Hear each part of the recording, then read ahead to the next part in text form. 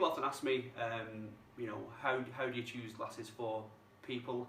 What's the the correct method to use? There are lots of different ways you can do it. People focus on colouring or size and shape of lenses or frame, should I say, which is all very important.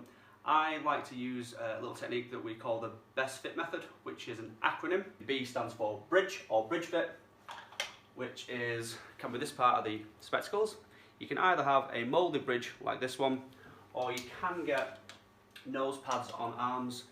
What we're looking for is the bridge fit to be as close to the nose as we can. If you look at this, it's a moulded bridge. There's no gap here between the top of my nose and the actual pair of glasses, so the actual bridge fit of that would give us an okay on the best fit. The E stands for eyes. Some people think it stands for ears, but it's actually eyes.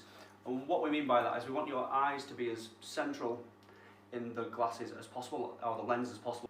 So something like that. So you can probably see there, my eyes are quite central to the size of the lens itself.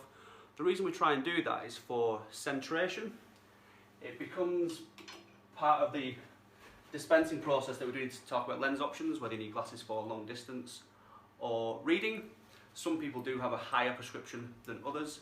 So if we look at it from a higher prescription point of view, your lenses can be thick in certain places. So for example, if you're a plus prescription, your lenses are going to be very thick in the centre. If you're a minus prescription, which means you're short-sighted, you'll get more thickness toward the edges. We'll move on to the S, which stands for sides or side length.